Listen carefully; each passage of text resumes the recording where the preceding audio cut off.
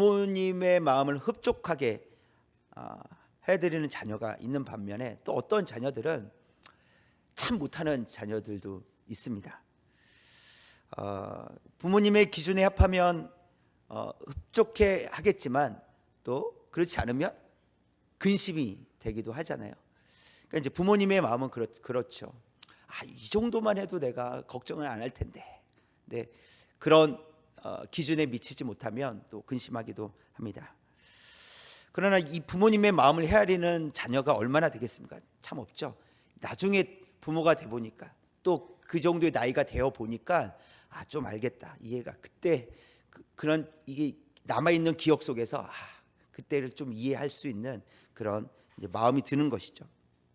그런데 부모님의 기준이 까다로워서 자녀들이 부모님의 마음을 이해하지 못할까요? 그건 아닙니다. 까다로워서가 아니에요. 부모님의 마음을 잘 몰라서겠죠. 그렇죠? 여러분의 자녀들은 여러분의 마음을 다 알고 있습니까? 막 여러분은 다 시원하게 해드리고 있어요? 여러분의 자녀들 때문에 시원하십니까? 자녀가 아무리 커도 부모님의 마음을 다 헤아릴 수 없고 다 알지 못합니다. 그게 이제 부모와 자녀들 간의 이게 간격이라고 할 수 있겠죠. 부모님은 그래서 자녀들 도와주고 싶은 마음이 들지 않겠습니까? 그래서 이 도와주고 싶은 마음이 있다 보니까 때로는 어렸을 땐 더더욱 그랬겠지만 혼도 내고 잔소리도 하고 이렇게 해야 된다 저렇게 해야 된다 이런 이제 말씀을 하시기도 할 겁니다. 근데 이런 마음이 하나님도 우리를 보시면서 그런 마음이시지 않으실까 이런 생각이 들어요. 하나님도 우리를 보시면서 할 말씀이 많으실 거예요. 그렇게 하면 안 된다. 저는 그 길로 가면 안 돼. 이렇게 하실 말씀이 참 많으실 거라고 생각합니다. 오늘 말씀을 통해서 하나님이 원하시는 예배가 무엇일까를 오늘 말씀을 통해서 좀 더 구체적으로 살펴보기를 원합니다. 첫 번째는 하나님의 책망을 바르게 이해하는 성도가 되어야 된다는 거예요. 하나님께서 우리 책망하실 때 그것을 이해하는 성도가 되어야 돼요. 왜 책망하시는지를 이해하는 성도가 되어야 된다는 것입니다. 오늘 말씀에 보시면 하나님께서 심판장으로 오시겠다고 말씀하세요. 7절에서 어떻게 표현하시냐면 내 백성들아 내 백성아 들을지어다 이렇게 말씀하세요. 내 백성아 들을지어다. 하나님께서 하시고 싶은 말씀이 있으시다는 거예요. 아들아 딸아 일로 와봐라 라고 부모님이 부르시잖아요. 잠깐 와라 들어와라 앉아라. 그러면 뭔가 할 얘기가 있는 거잖아요. 그렇죠? 그것처럼 하나님께서 부르신다는 거예요. 할 얘기가 있다는 거죠. 그래서 1절 마지막 부분에서 보니까 어떻게 말씀하시냐면 해 돋는 데에서부터 해 지는 데까지 뭐라고요? 세상을 부르셨도다. 다 불러냈다는 거예요. 세상 속에 있는 성도들, 그러니까 하나님의 백성들 다 부르신다는 거예요. 다 우선 다 와 이거예요. 다 오라는 거죠. 부르셨다라는 것은 이 말의 뜻은 소환하다는 거예요. 소환. 이건 법적인 용어거든요. 그렇죠? 법정에 쓰는 용도예요. 소환하다. 네, 소환하다. 이것은 소환하여 다툴 일이 있다라고 말씀하시는 거예요. 그건 법정 용어를 그래서 사용하시는 거예요. 내가 다툴 일이 있으니까 다 모여라 이렇게 말씀하십니다. 그럼 3절에서 하나님은 잠잠하지 않겠다 이렇게 말씀하세요. 잠잠하지 않겠다. 한번 3절 읽어볼까요? 시작. 우리 하나님이 오사 잠잠하지 아니하시니 그 앞에는 삼키는 불이 있고 그 사방에는 광풍이 불리로다. 지금 잠잠하지 않겠다고 하시는데 그러니까 하나님께서 직접 임재하시겠다라는 거예요. 그 임재하시겠다는 표현을 삼키는 불이 있고 그 사방에 광풍이 불리로다. 하나님께서 임재하실 때 나타나는 그런 현상들을 설명해 주고 계시는 거예요. 근데 이 3절에 임재하시는 하나님의 그 임재 장면을 사실 출애굽기에서도 표현하고 있거든요. 출애굽기 한번 볼까요? 19장 16절 18절인데 16절 먼저 시작. 셋째 날 아침에 우레와 번개와 빽빽한 구름이 산 위에 있고 18절 한번 볼게요. 18절 빨간 것이 시작. 여호와께서 불 가운데서 거기 강림하심이라 온 산이 크게 진동하며 하나님께서 임재하실 때 이런 일들 이런 현상들이 있다라는 거예요. 그러니까 이게 좀 무섭게 느껴집니까? 즐겁게 느껴집니까? 하나도 안 무섭게 느껴집니까? 좀 무서운 느낌이 있잖아요. 그러니까 하나님이 임재하실 땐 그렇다는 거예요. 16절 한번 다시 뒤로 한번 보시겠어요? 그 모든 백성들이 그래서 어떻게 합니까? 다 떨었다 이렇게 있어요. 떨더라 이렇게 있어요. 무서워서 덜덜덜 떨었다 이렇게 말씀하고 있습니다. 하나님께서 심판주로 오시겠다는 것은 당연히 떨 수밖에 없는 일이에요. 무서운 일이죠. 왜냐하면 심판하시겠다고 하는 것은 그렇죠. 심판하시겠다고 하니 우리는 두려워 떨 수밖에 없습니다. 이것을 누구에게 말씀하시는 거라고요? 오늘 말씀 4절 5절 볼까요? 오늘 말씀 4절 5절 붉은 글씨만 시작. 하나님이 자기의 백성을 판결하시려고 나의 성도들을 내 앞에 모으라. 나와 언약한 이들이니라. 누구라고요? 하나님과 언약한 이들, 하나님께서 택한 자들, 너희들 내가 모은다 이거예요. 그들에게 있어서 하나님께서 재판장이 되신다라고 6절에서 또 말씀하고 계세요. 6절도 한번 볼까요? 6절, 하늘이 그의 공의를 선포하리니 하나님 그는 누구시라고요? 심판장이시미로다. 하나님께서 심판장으로서 오시겠다라고 말씀하십니다. 이런 거죠. 하나님께서는 언약 백성답게 살지 못하면 책망하시겠다라는 거예요. 제가 이제 서두에 부모님의 마음에 대한 이야기를 제가 말씀을 드렸잖아요. 근데 제대로 하지 못하는데, 그러니까 제대로 하지 못해서가 아니라 나쁜 길로 가는데 가만히 있을 부모가 어디 있겠냐는 거예요. 그래서 하나님도 마찬가지예요. 하나님께서도 백성들을 책망하시겠다라고 오시는데 그것은 잘 하지 못해서보다는 바르지 않은 길을 가기 때문에, 그래서 하나님께서 임재하셔서 책망하시겠다라고 말씀을 하십니다. 이미 하나님께서는 아브라함을 통해서 또 시내산에서 이스라엘 백성들에게 또 다윗과도 언약을 맺으신 내용이 있어요. 그게 핵심이 무엇이냐면 하나님의 말씀을 듣고 지키면 너희는 내 백성이 되겠고 나는 너희 하나님이 되리라. 이게 언약의 주된 내용이에요. 내 말을 듣고 지키면 너희는 내 백성이 되고 내가 너희 하나님이겠다. 너희가 항상 함께 하겠다. 이게 약속의 말씀이거든요. 언약의 말씀이에요. 그러나 하나님의 말씀을 잘 듣고 지켜야 될 텐데 그렇지 못하면요 결국 멸망만 기다린다는 거예요. 멸망뿐이다라는 것을 말씀을 하십니다. 이것을 이해하기 위해서 사울 왕에 대한 이야기를 좀 이해할 필요가 있는데 사울 왕의 이야기가 이해가 되는데요. 사무엘상 15장에서 보면 하나님께서 아말렉 민족을 다 진멸해라, 남겨두지 마라, 죽이라 이렇게 했어요. 쫓아내든 죽이든 하나도 남기지 마라 이렇게 말씀하셨어요. 그러니까 거기에는 짐승까지 다 포함되는 명령이었어요. 그런데 사울이 딱 보니까 좋은 짐승이 있는 거예요.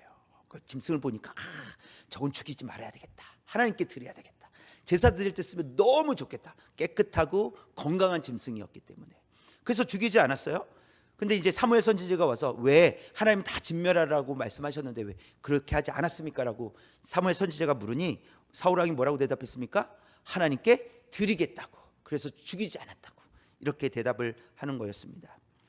그러나 사무엘 선지자는 다시 이야기합니다. 순종이 제사보다 낫습니다. 듣는 것이 순양의 기름보다 낫습니다라고 하나님의 뜻을 사울 왕에게 전합니다. 하나님의 뜻은 순종하길 원하셨던 거예요. 순종하길 원하셨던 거예요. 그러나 사울은 좋은 짐승을 잡아들이면 좋아하실 거라고 생각을 했겠죠. 근데 문제는 그 생각 때문에 무엇을 하지 않았어요? 순종하지 않았다는 거예요. 스스로의 판단은 이거 너무 좋은 짐승이야, 깨끗해, 하나님 기뻐하시겠지라고 생각은 할 수는 있겠지만 문제는 그 일로 인해서 하나님께 불순종했다라는 사실이에요. 그게 중요하죠. 그러나 사울의 마음을 좀 더 들여다보면 사울은 어떤 생각을 가졌을까? 좋은 짐승을 죽이는 것이 아까웠기 때문에 그러는 거예요. 아까웠기 때문에. 여러분 곧 죽어갈 짐승 살리겠습니까? 형편없는 짐승들을 살리겠냐고요? 아니죠. 저걸 죽이면 아깝게 느껴지는 거예요. 그래서 내가 판단하는 거죠. 이건 너무 아까우니 살리자. 근데 하나님의 명령은 다 죽이라는 거였잖아요. 사울 왕은 말씀을 듣긴 했지만 지키지 못했어요. 하나님은 내 말을 듣고 지키면이라고 말씀하시는데 사울 왕은 말씀을 듣긴 했지만 지키지 못했어요. 또 비슷한 행위를 하긴 했지만 그것이 하나님의 말씀을 버리는 일이 되고 말았다라는 거예요. 비슷하다고 해서 그게 동일한 게 아닙니다. 비슷하다고 해서 예배를 드리는 게 아니에요. 하나님을 기뻐하시는 예배는 순종하는 예배라는 거예요. 하나님이 원하시는 예배를 드려야 되는 거지 내가 원하는 예배를 드리는 게 아니에요. 이렇게 하면 하나님 기뻐하시겠지가 아닙니다. 어떤 예배요? 하나님께서 말씀하시는 대로 드려지는 예배를 하나님 기뻐하신다는 거예요. 이와 같은 일이 사울에게는 두 번이나 있었어요. 이게 두 번째거든요. 첫 번째도 사무엘을 기다리지 못하고 제사를 드렸던 사건이 13장에 나오거든요. 그 다음에 또다시 이런 일들, 하나님의 명령을 지키지 않는 이런 일들이 벌어지고 있다는 거예요. 사울 왕은 깨닫지 못했어요. 하나님께서 원하시는 것이 무엇인지 깨닫지 못했기 때문에 자기가 원하는 대로 그렇게 했다라는 것이죠. 저와 여러분도 그렇습니다. 우리가 하나님의 뜻을 잘 알지 못하면 그냥 우리가 원하는 대로 하나님께 드릴 수 있어요. 근데 그 드리는 행위는 비슷해 보일지 몰라도 하나님께서는 기뻐하시지 않는다는 거예요. 그러니까 바르게 예배드리기 위해서는 하나님께서 어떤 예배를 원하시는지, 무엇을 원하시는지를 알면 우리가 하나님 앞에 바르게 예배드릴 수 있다라는 사실입니다. 그래서 이 메시지를 우리가 기억하고 하나님께서 예배를 중요하게 여기신다. 그래서 예배를 잘못 드렸던 그 이스라엘 백성들 향해서 책망하고 계시다는 것을 우리가 이 말씀을 볼 때 하나님은 정말 예배를 중요하게 여기시는구나. 그래서 책망하실 때 들어야 되겠구나. 사울은 분명히 책망을 받았음에도 불구하고 그것을 듣지 못하고 또 두 번째도 하나님의 말씀에 불순종했던 모습을 보여준 것처럼 우리도 잘 듣지 못하면 하나님께서 분명히 책망하셨음에도 불구하고 또 말씀을 통해서 우리에게 가르쳐 주셨는데 여전히 내가 원하는 대로 예배를 드리고 있다면 그것은 하나님 기뻐 받으시지 않으시겠구나. 또한 하나님께서 절대 받지 않으신다는 거예요. 하나님 싫어하신다는 거죠. 저와 여러분은 하나님께서 원하시는 예배를 드리는 그런 성도가 되시기를 주님의 이름으로 축원합니다. 그래서 하나님 말씀을 통해서 오늘 이 메시지 하나만으로도 하나님은 책망하시는 분이시구나. 반드시 오셔서 잘못되었다라고 말씀하시겠구나. 그러니까 이 말씀을 듣고 우리가 바르게 예배드릴 수 있기를 원합니다. 또 두 번째는 같이 한번 읽어보겠습니다. 하나님의 은혜를 기억해야 하나님께서 원하시는 예배를 드릴 수 있습니다. 그러니까 하나님의 은혜를 기억하고 있는 사람들은, 잊어버리지 않는 사람들은 하나님께서 원하시는 예배를 드릴 수 있다는 것입니다. 다시 7절 말씀을 보시면 7절 같이 한번 읽겠습니다. 시작. 내 백성들아 들을지어다. 내가 말하리라. 이스라엘아 내가 내게 증언하리라. 나는 하나님 곧 내 하나님이로다. 하나님께서 지금 이제 도저히 참지 못하셔가지고 책망할 일이 있으니 들으라 이렇게 말씀해요. 들으라 내 말을 들어라 이렇게 말씀하시는 거예요. 그러면서 이제 하나님께서 책망하신 내용들을 말씀하시는데 먼저 8절에서 보니까 이런 일로는 내가 책망하지 않겠다를 먼저 말씀하세요. 이런 일로는 내가 책망하지 않는다. 근데 무엇일까요? 한번 읽어볼까요? 시작. 나는 내 재물 때문에 책망하지는 아니하리니 내 번제가 항상 내 앞에 있음이로다. 무엇 때문에 책망하지 않겠다라고 하시냐면 재물 때문에는 책망하지 않겠다. 왜냐하면 항상 번제, 너희들이 항상 태워서 번제를 드리고 있었기 때문에 그 일로는 내가 책망하지 않는다.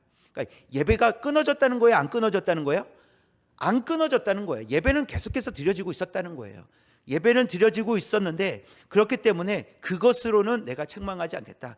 짐승이 어떻든지 어떤 짐승이 마음에 든다 안 든다 이런 얘기하지 않겠다라고 말씀하십니다. 그럼 무엇 때문에 책망하시는 걸까? 10절 11절에 있는 말씀이에요. 시작. 이는 산림의 짐승들과 뭇산의 가축이 다 내 것이며 산의 모든 새들도 내가 아는 것이며 들의 짐승도 내 것이미로다. 네. 하나님께서 지금 무엇이 하나님 것이라고 얘기하시는 거예요? 짐승들, 모든 짐승들이 다 내 거다라고 말씀하고, 약간 이제 좀 느낌이 오시죠? 다 내 건데 다 내 건데 보세요. 9절에서 비꼬듯이 하나님께서 다시 한번 말씀하세요. 9절 시작. 내가 내 집에서 숫소나 내 우리에서 순념소를 가져가지 아니하리. 내가 네 거 가져가지 않는다 이런 거예요. 근데 이 예배를 드리러 나왔던 백성들은 어떤 마음이었을까요? 그렇다면 내 것을 하나님께 드린다는 그런 생각을 가지고 있었다는 거예요. 하나님 제 건데요 드리겠습니다. 약간 생색내듯이 하나님 이거 정말 좋은 건데요 이거 너무 아까운데 하나님 드릴게요 이러는 거예요. 이 생색낸다는 거예요. 여러분, 하나님께 드린다는 것은 자발적인 거예요. 그러니까 자발적이라는 것은 강제로 억지로 드리는 것이 아니라는 거예요. 그렇기 때문에 하나님께 드리는 것은 하나님의 것입니다라고 고백하며 드리는 거예요. 그러니 이 하나님께서 너의 집에 있는 거 내가 가져가지 않는다. 다 내 것인데 못하러 그거 몇 마리 되지도 않는데 너희 집에 몇 마리야? 한 100마리 돼? 1000마리 돼? 내가 갖고 있는 게 지금 수천 마리인데 무슨 소리 하는 거냐고. 하나님 이런 마음이시라는 거예요. 그런데 너는 그것이 네 거인 것처럼 생색내느냐라는 거예요. 이런 태도에 대해서 하나님께서 책망하고 계시다는 거예요. 책망하고 계시다. 또 책망하시는 거 있어요. 13절에 있는 말씀인데요. 시작. 내가 숫소의 고기를 먹으며 염소의 피를 마시겠느냐. 하나님께서 말씀하시는 내가 숫소의 고기를 먹으며 염소의 피를 마시겠느냐라는 거예요. 열심히 번제해서 태워서 나한테 주면 내가 그거 먹겠냐? 내가 그 피를 마시겠냐? 이런 말씀이세요. 그 말은 곧 무엇을 얘기하냐면 이들은 이 번제만 드리면 이 시간만 넘어가면 된다. 그러니까 형식적인 예배를 드리고 있었다라는 그 말이에요. 형식적으로 예배를 드리면서 이 시간만 넘어가면 된다. 나는 예배를 드린 거야. 이런 거예요. 그러니까 진정한 예배는 이 시간에 여기에 앉아 있는 것이 예배가 아니라 우리의 마음을 하나님께 올려 드리는 것이 예배라고 하나님이 우리에게 말씀해 주시는 거예요. 그러니까 하나님이 원하시는 예배는 그런 거라는 거예요. 시간을 때우듯이 앉아 있는 예배가 아니라 정말 마음을 다해서 하나님께 드리는 예배, 그것을 하나님께서 기뻐하신다라는 거예요. 그러면 그런 예배를 드리기 위해서는 우리에게 필요한 것이 무엇이냐라고 했을 때 하나님의 은혜가 우리에게 필요하다는 거예요. 하나님의 은혜를 기억하는 것, 그것이 필요하다는 거예요. 하나님의 은혜가 있으면 여러분 지금 하나님의 은혜로 이 자리에 나와 있단 말이에요. 얼마나 감사해요. 그렇죠? 그러니까 하나님의 은혜가 있으면 그 은혜를 가지고 있으면 하나님 앞에 나아갈 때 기쁨으로 감사함으로 정말 주님께서 원하시는 예배를 드릴 수 있다라는 것입니다. 그런데 이스라엘 백성들은 이 은혜를 잊어버렸다라는 거예요. 그래서 하나님께 온전한 예배를 드리지 못하고 있음을 지금 보여주고 있는 거예요. 또 이 말라기서는요, 포로 귀환에서 이제 정착하며 살아가는 이스라엘 백성들의 그런 모습을 담고 있거든요. 근데 거기에서도 하나님께서는 이 말라기 선지자를 통해서 하나님께서 예배에 대한 책망을 하고 계세요. 이스라엘 백성들에 대해서 책망을 하고 계시는데 한번 보겠습니다. 1장 7절, 말라기 1장 7절. 빨간 글씨만 시작. 너희가 더러운 떡을 나의 제단에 드리고도 어떤 떡을 드린다고요? 더러운 떡을 하나님께서 포로에서 포로된 백성들을 돌아오게 하셔서 다시 믿음의 공동체로서 예루살렘에서 예배드릴 수 있도록 은혜를 베풀어 주셨는데 시간이 조금 지나니까 지금 이 상태가 됐다는 거예요. 너희는 또 다시 더러운 떡을 나에게 바르게 예배하지 않는구나 라는 것을 지적하고 계시는 거예요. 8절 볼게요. 8절 빨간 글씨 시작. 저는 것 병든 것을 드리는 것이 어찌 악하지 아니하냐. 이제 그것을 너희 총독에게 드려보라. 그가 너를 기뻐하겠으며 너를 받아 주겠느냐. 보세요. 저는 것 병든 것을 너희들은 나에게 갖고 왔다. 그리고 그러면 한번 해봐라. 한번 해보자. 그것을 너희 총독에게 한번 가져다 줘봐라. 그가 기뻐하겠느냐. 사람도 기뻐하지 못할 것을 나에게 가져오는구나 라고 하나님께서 말씀하시는 거예요. 그러니까 이건 누구를 위한 예배냐는 거예요. 누구를 위해서 예배를 드리고 있냐는 거예요. 형식은 갖추고 있지만 하나님의 은혜를 잊어버린, 그래서 자기가 원하는 대로 그냥 자기가 판단해서 하나님께 그것이 더럽던지 더럽지 않던지 악한 건지 병든 것인지 신경 쓰지 않고 하나님께 그것을 가져다 드리면서 하나님 저 예배 드립니다 하고 돌아간다는 거예요. 13절도 볼까요? 13절 붉은 글씨만 연속해서 시작. 너희가 코웃음을 치고 훔친 물건과 저는 것 병든 것을 가져왔느니라. 이같이 봉헌물을 가져오니 내가 그것을 너희 손에서 받겠느냐 라고 말씀하십니다. 내가 너희 받겠느냐. 지금 하나님께서 받으신다는 거예요? 안 받으신다는 거예요? 그런 예배 안 받으시겠다라는 거예요. 이것은 지금 말라기서에만 나오는 그 백성들 향해서만 말씀하시는 것이 아니라 지금 우리에게도 말씀하시는 거라는 거예요. 동일하다는 거예요. 그런 마음으로 나한테 나오면 내가 너희 예배를 받겠느냐라고 말씀하시는 거예요. 이 말은 우리가 아무리 부족해도 우리가 부족하기 때문에 안 받아주시는 것이 아니라 우리의 마음이 하나님께서 원하시는 뜻대로 우리의 마음을 가지고 나아가지 않기 때문에 하나님 그런 말씀하시는 거예요. 그러니까 하나님께서 원하시는 예배가 무엇이냐는 거예요. 그것이 중요하고, 그래서 하나님의 이 은혜를 잃어버리면 형식만 남는 예배, 형식만 남아있는 예배가 되기 때문에 하나님 은혜를 기억하는 거예요. 하나님께 나를 어떻게 구원해 주셨는지, 또 삶 속에서 어떻게 나를 인도해 주고 계시는지 그 은혜를 기억하면요, 오늘 살아가면서 하나님께서 내게 은혜를 베풀어 주신 사건들이 생각이 난다면 그것을 인해 감사할 수 있잖아요. 하나님 오늘 또 저를 지켜주셨습니다. 저 입술을 지켜주셨어요. 하나님 아까요 심한 말 할 뻔했어요 막 이러면서 하나님 저를 지켜주신 하나님 은혜 감사합니다. 이런 거예요. 이게 특별한 게 아니라고요. 그냥 일상 속에서 일어나는 건데, 일상 속에서 일어나는 그 하나님, 그래서 일상 속에서 일어나는 일들 중에서 하나님께서 나를 도우셨다, 하나님께서 나에게 은혜를 베풀어 주셨다를 기억하고 그 은혜를 기억하며 하나님 앞에 나아가는 거예요. 하나님께 고백 드리는 것이죠. 그래서 핵심은 무엇이냐면 구원하신 하나님의 은혜를 기억하며 나가는 거예요. 나를 구원해 주신 하나님 얼마나 감사합니까? 우리가 구원받지 못했다면 우리의 상태가 어땠을 거냐는 것을 우리는 잘 알고 있잖아요. 하나님께서 구원해 주시는 또 삶 속에서 베풀어 주시는 그 은혜를 기억하며 예배 드릴 때 하나님께서 기뻐 받아 주실 줄 믿습니다. 우리를 너무나도 잘 아시잖아요. 오늘도 몇 번이나 실패했던 우리의 모습들을 보면서 우리는 하나님 앞에 은혜를 구하며 나갈 수밖에 없잖아요. 그런 마음으로 하나님 앞에 나갈 때 하나님께서 너 싫어, 오지 마, 넌 안 되겠다 이렇게 하시겠냐는 거예요. 우리의 마음을 들이며 나갈 때 하나님께서 그래 내가 너를 회복시켜 주겠다 라고 우리를 받아주시지 않겠느냐는 거예요. 그래서 하나님의 은혜를 기억하며 나가실 때 모든 것이 하나님의 은혜입니다. 정말 모든 것이 하나님의 은혜입니다. 이렇게 고백하며 살아가시는 저와 여러분 되시기를 주님의 이름으로 축원합니다. 세 번째인데요, 세 번째 같이 한번 읽겠습니다. 하나님 앞에 정직한 예배자가 되어야 합니다. 하나님 앞에 정직한 예배자가 되어야 돼요. 14절 보겠습니다. 14절 시작. 감사로 하나님께 제사를 드리며 지존하신 이에게 내 소원을 갚으며. 하나님은 형식이 아니라 하나님을 향한 진정한 찬양과 감사를 드리는 예배를 하나님 받기를 원하신다는 그런 예배를 원하시네요. 진정으로 드리는 찬양과 감사. 하나님 그럴 때 하나님 기쁘게 받아 주신다는 겁니다. 그러기 위해서 우리가 세 가지를 좀 생각해 보겠습니다. 그러기 위해서는 예배는 자발적으로 드려져야 됩니다. 자발적으로. 구약의 제사 중에는 이 감사제 또 서원제가 있어요.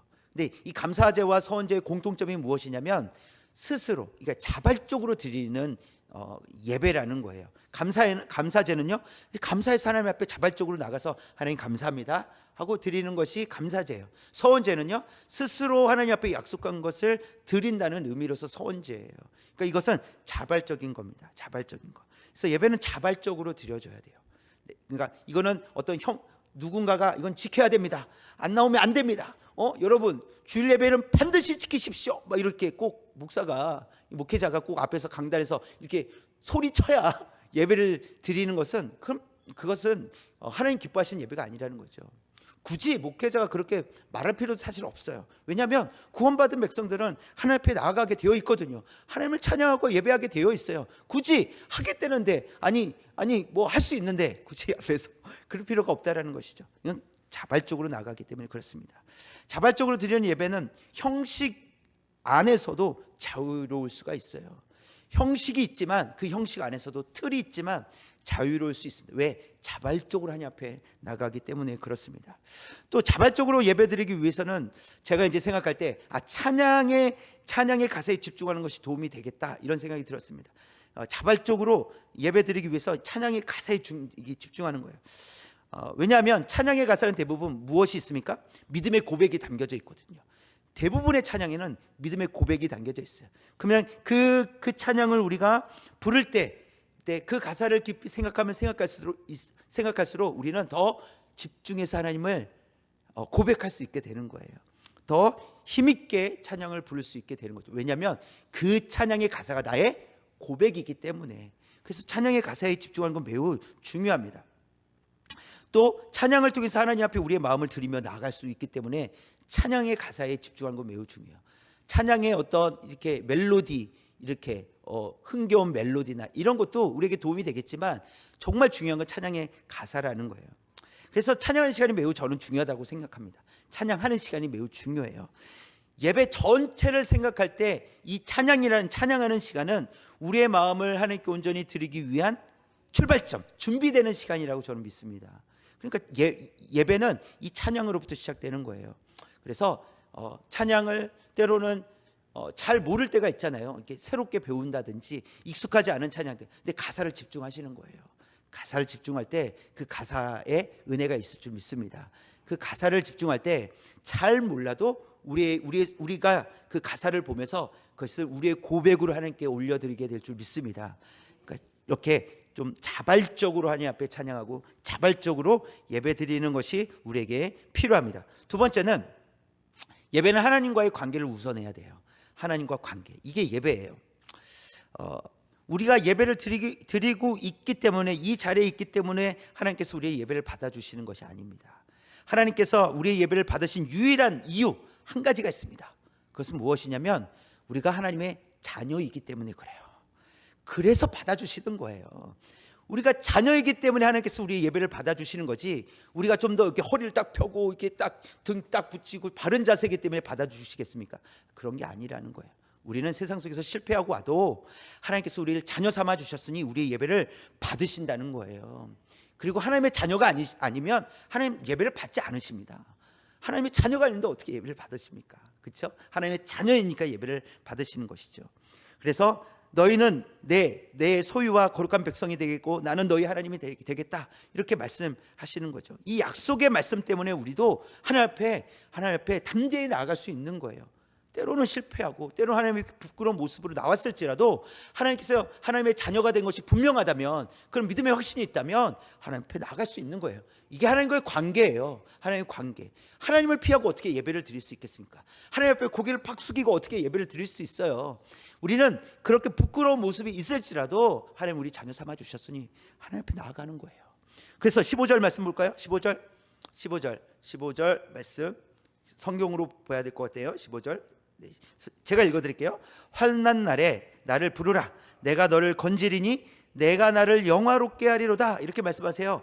환난 날에 나를 부르라, 이렇게 말씀하세요. 환난 날에 나를 부르라. 그러면 내가 너를 건지겠다, 이렇게 말씀하세요. 여러분, 우리에게 환난 날이 얼마나 많겠습니까? 근데 부르짖으라고 말씀하십니다. 그러면요, 들어 응답하여 주겠다라고 하십니다. 왜죠? 왜? 우리를 자녀 삼아 주셨기 때문에, 우리가 하나님의 자녀이기 때문에 그렇게 하시겠다라고 말씀하시는 거예요. 이게 하나님과의 우리의 관계예요. 하나님 우리의 아버지 되시잖아요. 우린 자녀잖아요. 그래서 이 관계 때문에 하나님 우리의 예배를 받으시는 줄 믿습니다. 그렇기 때문에 예배는 형식이 아니라 하나님 앞에 우리의 마음을 드리며 나아가는 것이 예배라는 사실입니다. 우리도 대화를 하다 보면 마음 없는 소리 하는지 딱 눈치게, 이렇게 마음 없는 소리인지 진심인지 아닌지 대충 느낌 올 때가 있잖아요. 이렇게 상대방과 대화하고 있는데 이 사람 진심은 아닌 것 같아 라는 그런 느낌이 받을 때가 있잖아요. 정확하진 않더라도 아닌 것 같아, 말은 저렇게 하지만 아닌 것 같아, 이럴 때가 있잖아요. 눈치챌 때가 있잖아요. 하물며 하나님 앞에 우리가 마음 없이 찬양하고 하나님 앞에 마음 없이 기도한다면 하나님 모르실까요? 아실 수밖에 없어요. 다 아신다는 거예요. 하나님은 다 아시죠. 우리도 느낌이 오는데, 사람도 사람을 볼 때 느낌이 오는데 하나님 우리 중심을 보시는데 우리를 모르시겠냐는 거예요. 하나님 우리를 아십니다. 그래서 이렇게 하나님 앞에 정말 진실되게 형식이 아닌 그냥 어떤 정해진 틀 때문에 예배 드리는 것이 아니라 마음을 드리며 나아가는 예배가 되길 원합니다. 그래서 저와 여러분이 분위기에 묻어가는 예배자가 되지 않길 원해요. 분위기 때문에, 어떨 때는 막 찬양이 뜨거우니까 그 찬양이 뜨거움 때문에, 그 분위기 때문에 같이 찬양하고, 그런 것이 아니라 그때 가장 뜨겁게 찬양하는 성도가 되시길 원합니다. 그럴 때 가장 그 예배 가운데 가장 뜨겁게 찬양하는, 그래서 분위기 때문에 취해서 가는 것이 아니라 그 분위기를 주도해가는, 물론 주도는 하나님께서 하시겠지만, 그래서 그 분위기를 이끌어가는 그런 예배자로 예배 드리실 수 있기를 축복합니다. 세 번째는 우리는 인격적으로 반응해야 된다는 겁니다. 인격적으로 반응해야 됩니다.